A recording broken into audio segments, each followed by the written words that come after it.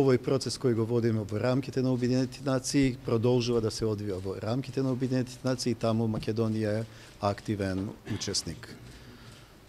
Дали е прифатлив пакет предлогот од Немец? Се договоривме да не откриваме детали за идеите на Нимиц, тоа во функција за да можеме да со господинот Нимиц разговараме објективно и за да нема притисоци и шпекулации од сите страни. Дали вие би рекли? Ја во една прилика кажав дека сум реалист со искуство. Дали би рекле дека оваа средба придонесе за градење национален консензус?